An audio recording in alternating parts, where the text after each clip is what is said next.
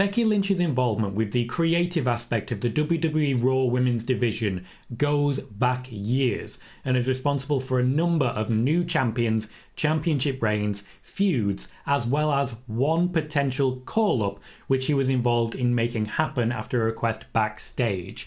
Becky Lynch is recently a lot more open about the fact that she wants better for the Raw Women's division and is directly involved in doing so. There is coaching happening backstage, in promos, in feuds, in social media.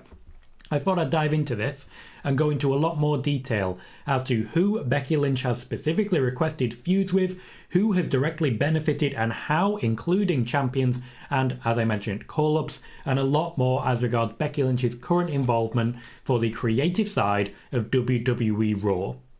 Let's get started by pointing out, when it comes to Becky Lynch, the actual involvement with the creative team starts on SmackDown.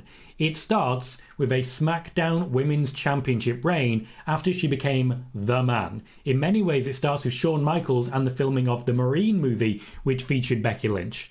The Man character came with it a renewed confidence, a renewed swagger, and that translated to backstage as well. Becky Lynch is said to have been a lot more confident in that time, approaching people at a much higher level than her to say, I'd like to see this. I think this would be a good idea. This segment was rubbish. That doesn't always happen because when it comes to panning segments, there is a lot of back and forth feedback, but the wrestlers themselves are encouraged nowadays to actually approach Triple H and the like and make known how they feel about certain segments. That was not happening when Becky Lynch first became The Man, and we had many people, including John Laurinaitis, in the way with talent relations. Moving on then to how involved she was at that point. When we look at the move towards the WrestleMania main event, as champion, Becky Lynch fought Asuka at the Royal Rumble after Asuka had defeated her and Charlotte Flair in a ladder match for the championship at TLC a month beforehand. That spot for Asuka was something that Becky Lynch had specifically requested. That included a championship run for Asuka and later would include another championship run for Asuka because, at least briefly, Becky Lynch wanted that moment to come. The plan around that year's WrestleMania was originally going to be Becky Lynch versus Asuka because of those requests, but the man took off and we ended up with winner take all against Ronda Rousey. Asuka's name is going to come up again soon, don't you worry.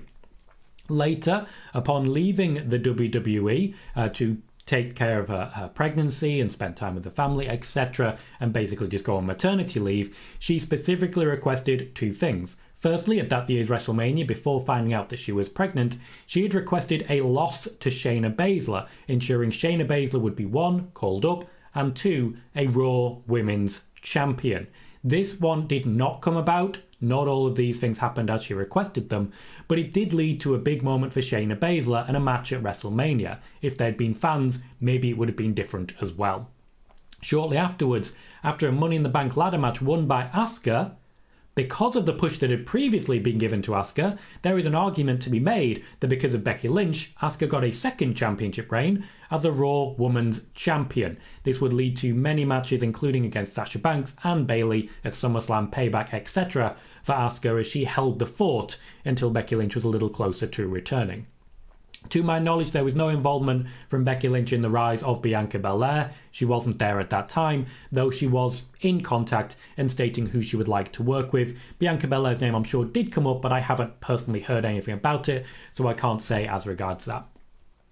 Upon her return as Big Time Bex, there was a feud with Liv Morgan. Again, this was requested by Becky Lynch. This, to be clear, is not unusual that a champion can request a certain challenger. As an example here, Seth Rollins choosing Shinsuke Nakamura, moments like that. There are feuds in which there is not going to be a championship change, in which the actual champion can request a certain opponent. I look back at, for example, AJ Styles defending against Rusev, now Miro in AEW. If someone is on a hot streak, usually they can make it happen whereby opportunities will go from the champion to that challenger.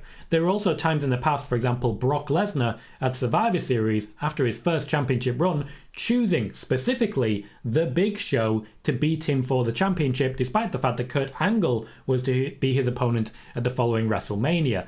A lot of power is given to champions, and Becky Lynch at this point is basically the ever champion of WWE.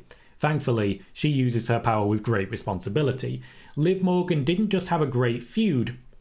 There were promises afterwards, and I reported on this at the time, that Liv Morgan the following year, that being 2022, would have big opportunities, including a championship win. Not only did Liv Morgan win the Money in the Bank ladder match, she also cashed in successfully on the same night to beat Ronda Rousey. This, of course, led to a brief but memorable championship reign for Liv Morgan, which will hopefully lead to more championship reigns in the future.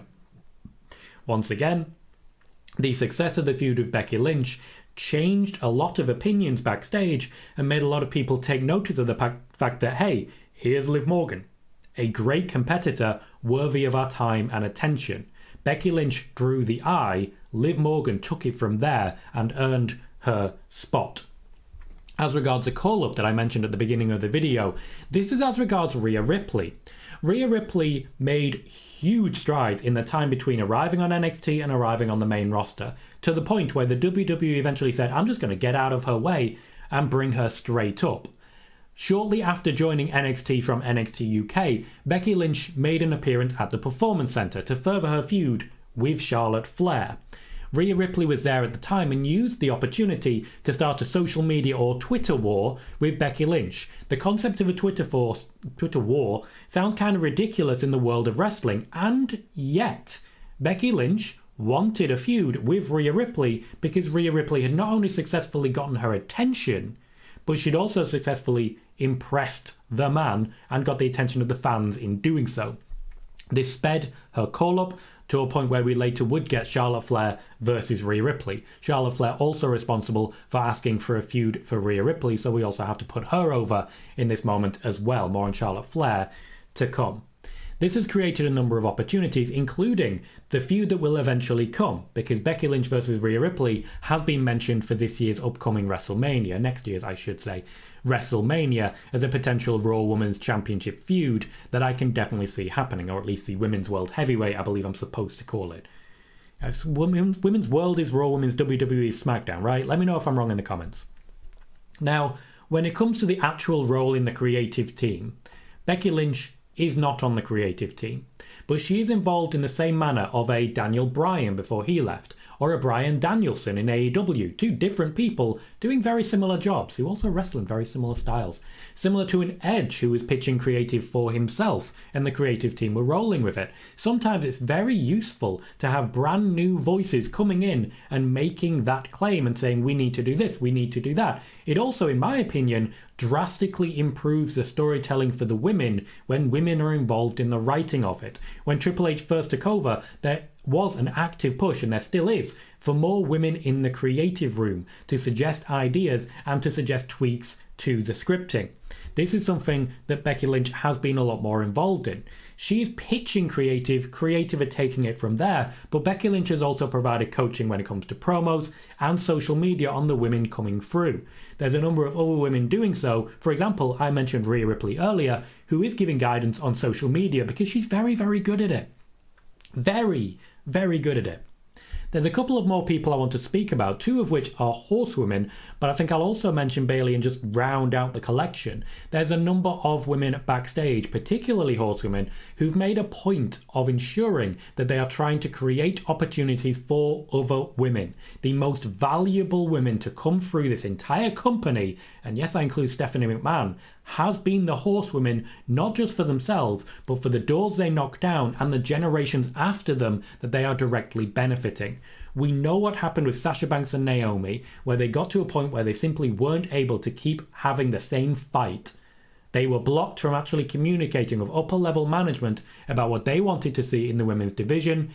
The person who blocked them is now fired. That is how bad the situation got. Moving on then to Charlotte Flair. She's made recommendations for a number of feuds, including the upcoming one with Bianca Belair, which looks set to happen next year at WrestleMania, that's twice I've done that, and against Ronda Rousey, before Ronda Rousey re-signed her new deal. She encouraged them to get Ronda Rousey. The WWE reached out, as they do fairly regularly. Ronda Rousey was interested. The rest is history.